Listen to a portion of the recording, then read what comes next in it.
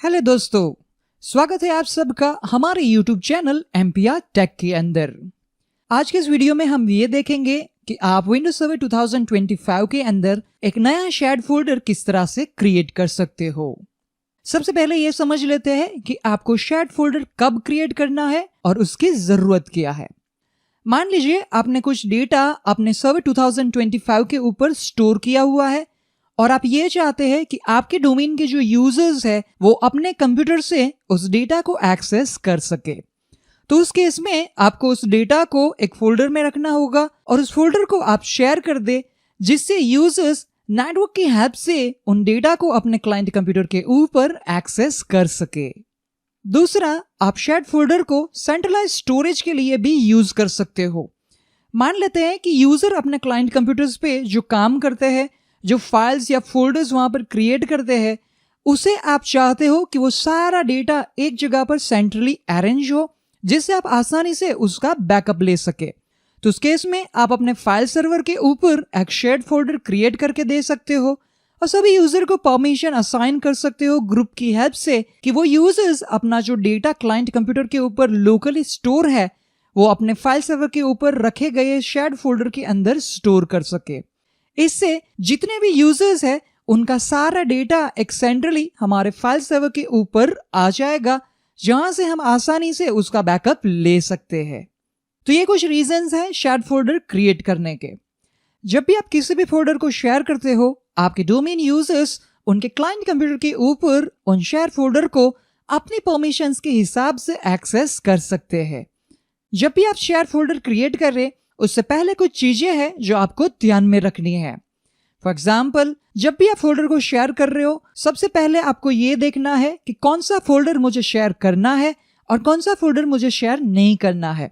जो भी फोल्डर आप शेयर कर रहे हो उसे आप अपने सर्वर के ऊपर लोकली कहां पर स्टोर करना चाहते हो।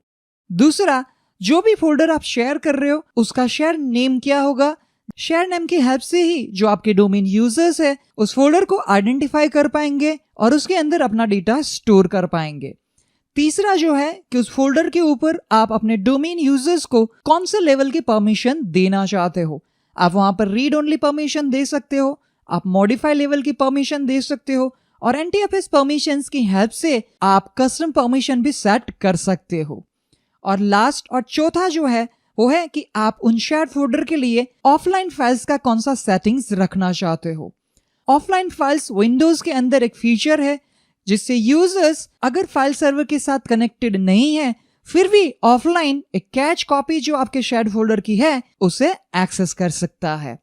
इस वीडियो में हम ऑफलाइन शेयरिंग के बारे में ज्यादा डिस्कस नहीं करेंगे, उसके लिए मैं एक डेडिकेटेड वीडियो क्रिएट करूंगा और वहां पर ही हम उसके बारे में डिस्कस करेंगे।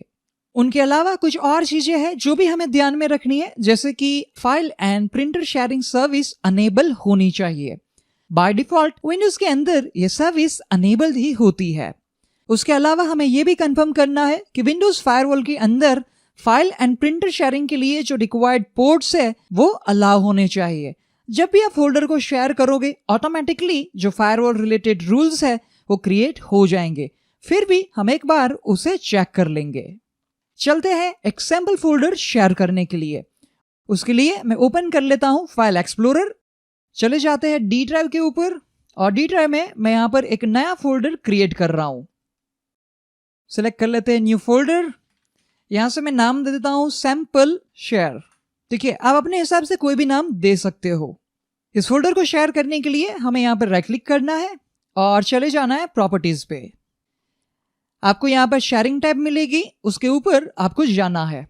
करंटली जैसे आप देख रहे हैं कि नेटवर्क पाथ के अंदर हमें दिखा रहा है कि ये फोल्डर करंटली शेयर्ड नहीं है, तो आप यहां से भी शेयर कर सकते हो और यहां से परमिशंस आपका जो यूजर है वो आप यहां से ऐड कर सकते हो कि एवरीवन को हमें फुल कंट्रोल देना है, तो आप यहां से उसे ऐड कर सकते हो। बट मैं ये मेथड जनरली फॉलो नहीं करता हूं। मैं रिफर करता हूं कि आप जो एडवांस शेयरिंग मेथड है वही यूज करें। उसके लिए आपको क्लिक करना है एडवांस शेयरिंग के ऊपर। इस फोल्डर को शेयर करने के लिए आपको ये चेक बॉक्स सिलेक्ट कर लेना है। जैसे आप इस चेक बॉक्स को सिलेक्ट कर लोगे वहां पर आपको नीचे मिल जाएगा शेयर नेम। अब आप चाहे तो इस फोल्डर का शेयर नेम चेंज कर सकते हो, बट बाय डिफॉल्ट आपके जो फोल्डर का नाम होता है वही आपके इस शेयर फोल्डर का नाम बन जाता है। तो ये आपके ऊपर है कि आप नया नाम देना चाहते हो या फिर जो नेम है फोल्डर का वही as a shared folder name रखना चाहते हो। अभी के लिए मैं वही रख रहा हूं। अब यहां पर है कि एट ए टाइम कितने यूजर्स इस शेयर्ड फोल्डर को एक्सेस कर सकते हैं। तो जो नंबर है वो काफी बड़ा है, तो हमें यहां पर कुछ चेंज करने की जरूरत नहीं है। बट अगर आप चाहते हो कि आपके शेयर फोल्डर को एट ए टाइम 10 यूजर ही एक्सेस कर पाए तो आप यहां से वो लिमिट सेट कर सकते हो। आप यहां पर कमेंट ऐड कर सकते हो कि भाई आपने ये शेयर फोल्डर किस लिए क्रिएट किया था। फॉर एग्जाम्पल मैं यहां से दे देता हूं this is a sample share folder. इससे दूसरे एडमिन को भी आइडिया आ जाएगा कि भाई आपने इस फोल्डर को शेयर क्यों किया था।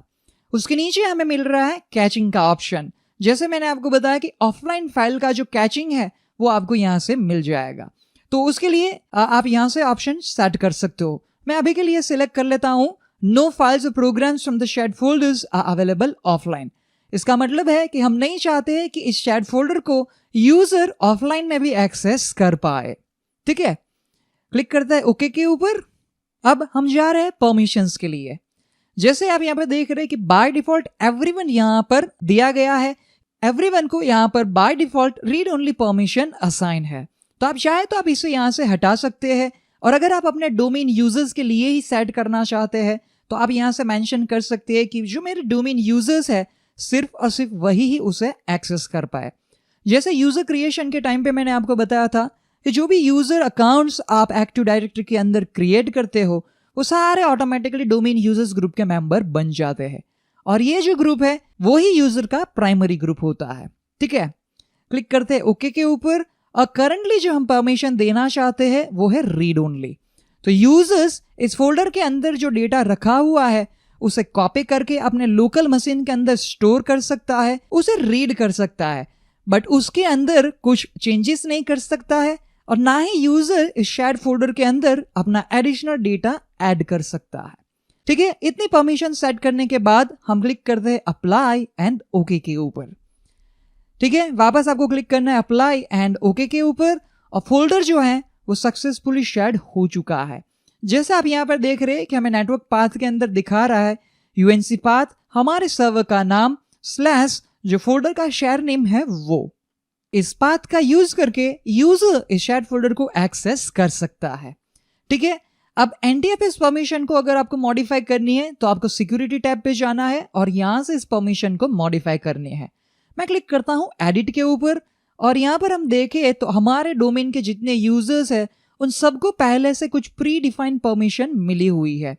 तो उसके अंदर रीड और स्पेशल परमिशन है कि यूजर फोल्डर के अंदर रखे हुए डेटा को देख सकता है, रीड कर सकता है, बट राइट नहीं कर सकता। तो फ्यूचर वीडियोस में हम देखेंगे कि हम किस तरह से एनटीएफएस परमिशन को भी कस्टमाइज कर सकते हैं। ठीक है, क्लिक करते हैं क्लोज के ऊपर, और फोल्डर जो है वो सक्सेसफुली शेयर्ड हो चुका है। इसके अंदर मैं एक टेक्स्ट फाइल बना देता हूं, इसे नाम दे देते हैं सैंपल टेक्स्ट फाइल, और उसके अंदर मैं ऐड कर देता हूं हाय। ठीक है, हम देखना चाहते हैं कि क्या यूजर इस टेक्स्ट फाइल को एक्सेस कर सकता है या नहीं। सेव कर लेते हैं, वापस चले जाते हैं फाइल एक्सप्लोरर के ऊपर, और यहां पर हमारी टेक्स्ट फाइल अवेलेबल है। ठीक है, अब हमारे पास डोमेन यूजर में अगर देखें तो हमने कुछ यूजर्स पहले से बना के रखे हुए हैं। उनमें से मैं यूज कर रहा हूं अंकित कंसारा। वापस मैं उसका मेंबर ऑफ टैब पे जाके आपको बता देता हूं कि ये जो यूजर है वो डोमेन यूजर्स ग्रुप का मेंबर है, यानी कि इनडायरेक्टली जो हमारा यूजर है अंकित कंसारा वो इस शेयर्ड फोल्डर को एक्सेस कर सकता है। तो चेक करते हैं हमारे क्लाइंट कंप्यूटर के ऊपर कि क्या हमारा यूजर अंकित कंसारा इस शेयर्ड फोल्डर को एक्सेस कर सकता है या नहीं। लॉग इन कर लेते हैं हमारे विंडोज क्लाइंट कंप्यूटर के ऊपर अंकित कंसारा के यूजर नेम और पासवर्ड से। ठीक है, हम लॉग इन हो चुके हैं। अब यूजर को एक्सेस करना हो वो शेयर्ड फोल्डर तो ओपन करना है रन मेन्यू, और रन मेन्यू में उसे टाइप करना है यूएनसी पाथ यानी कि /, और जो हमारे सर्वर है उस सर्वर का नाम वहां पर उनको टाइप करना होगा। तो अगर हमारे केस में देखें होस्टनेम कमांड रन करके तो हमारे सर्वर का नाम है WS 2025-DC01। तो ये नाम यूजर को यहां पर एंटर करना है। तो मैं टाइप कर देता हूं WS 2025-DC01 और प्रेस करता हूं एंटर की। यहां पर आपको टोटल 3 शेयर फोल्डर मिलेंगे, जबकि हमने एक ही फोल्डर को शेयर किया है।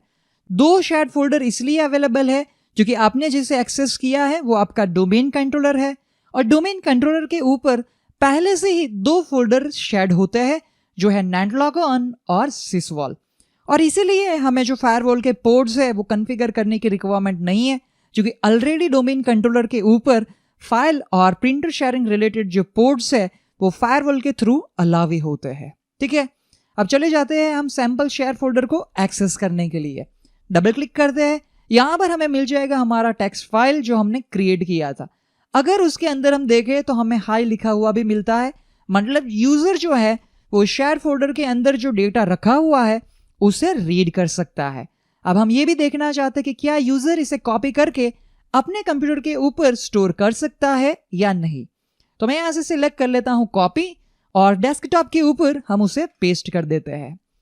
ठीक है, अब हम यहां पर जो डेटा रखा हुआ है उसमें हम मॉडिफाई कर सकते हैं। देख लेते हैं कि मॉडिफाई हो सकता है या नहीं। सेव करते हैं और जैसे आप देख रहे हैं कि यहां पर हम मॉडिफिकेशन कर सकते हैं, क्योंकि आपने इस डेटा की एक कॉपी अपने लोकल मशीन में क्रिएट की है। अगर हम यहां पर नया फोल्डर क्रिएट करने की ट्राई करें तो हमें एरर मिलेगा कि आपको ये ऑपरेशन परफॉर्म करने की परमिशन नहीं है, क्योंकि ये फोल्डर को हमने as a read only share किया हुआ है। अगर इसके अंदर भी हम मॉडिफिकेशन के लिए जाए और हाई मैं यहां पर लिख के अगर इसे सेव करने की ट्राई करूं तो वो मुझे सेव नहीं करने देगा। उसका रीजन ये है कि हमने उस फोल्डर के ऊपर सिर्फ और सिर्फ रीड ओनली परमिशन ही असाइन की हुई है। इस तरह से यूजर अपने क्लाइंट कंप्यूटर के ऊपर शेयर्ड फोल्डर को एक्सेस कर सकता है जो हमने हमारे डोमेन कंट्रोलर के ऊपर क्रिएट किया था। अगर यूजर चाहे इसका एक मैप ड्राइव क्रिएट कर सकता है, जिसे हम नेटवर्क मैप ड्राइव भी कहते हैं। तो वो क्रिएट करने के लिए यहां पर आपको राइट क्लिक करना है और यहां पर आपको सिलेक्ट करना है मैप नेटवर्क ड्राइव। एक ड्राइव लेटर असाइन हो जाएगा आपको दिस पीसी के अंदर, वो देखने मिलेगा। मैं आपको दिस पीसी ओपन करके दिखा देता हूं। यहां पर करंटली हमारे पास सी ड्राइव ही अवेलेबल है। तो जैसे देख रहे हैं कि यहां पर जो सी ड्राइव है वैसे ही हमें एक नया ड्राइव लेटर मिलेगा Z। अब Z इसलिए है कि जब भी आप मैप नेटवर्क ड्राइव क्रिएट करते हो तो वो पीछे से जो अल्फाबेट्स है वहां पर जो ड्राइव लेटर है वो असाइन करना स्टार्ट करता है, इसलिए यहां पर Z ड्राइव लेटर असाइन हो रहा है। अगर आप रिकनेक्ट करना चाहते हो हर बार साइन इन पे तो इस चेकबॉक्स को आप सिलेक्ट रख सकते हो कि जैसे यूजर लॉगिन होगा ऑटोमेटिकली मैप ड्राइव हर बार वहां पर क्रिएट हो जाएगी। क्लिक करते हैं फिनिश पे। इसे मैं एक बार बंद कर देता हूं और इसे भी बंद कर देता हूं। अब नेक्स्ट टाइम यूजर को जब भी एक्सेस करना हो ये शेयर्ड फोल्डर तो विंडोज आर में जाने की जरूरत नहीं है, वो सिंपली एक्सेस करेगा फाइल एक्सप्लोरर और फाइल एक्सप्लोरर के अंदर उसे वहां पर वो ड्राइव मिल जाएगी। साइज आप देखें यहां पर हमें मिल रही है 292 GB। ये टोटल साइज है हमारे पार्टीशन की जहां पर हमने फोल्डर को क्रिएट किया है। डी ड्राइव की साइज आप देख सकते हो वो है 292 GB। ठीक है, तो इस तरह से यूजर अब डायरेक्टली यहां से जो भी डेटा रखा हुआ है उसे एक्सेस कर सकता है। टेस्टिंग के लिए मैं एक और फोल्डर यहां पर क्रिएट कर देता हूं, देख लेते हैं कि क्या वो फोल्डर वहां पर आ जाता है या नहीं। चेक कर दे हमारे क्लाइंट कंप्यूटर के ऊपर जाके और वो फोल्डर हमें वहां पर देखने मिल जाएगा। सो इस तरह से आप विंडोज सर्वर 2025 के अंदर फोल्डर को शेयर कर सकते हो और यूजर कुछ इस तरह से अपने क्लाइंट कंप्यूटर के ऊपर उसे एक्सेस कर सकता है। इस वीडियो के लिए इतना ही, मिलते हैं नेक्स्ट वीडियो में जहां पर हम देखेंगे कि आप एडवांस NTFS परमिशन सेट करके विंडोज सर्वर 2025 के अंदर शेयर्ड फोल्डर किस तरह से क्रिएट कर सकते हो। देखते रहिए हमारा YouTube चैनल ऐसे ही विंडोज सर्वर और एक्टिव डायरेक्टरी रिलेटेड वीडियोस के लिए।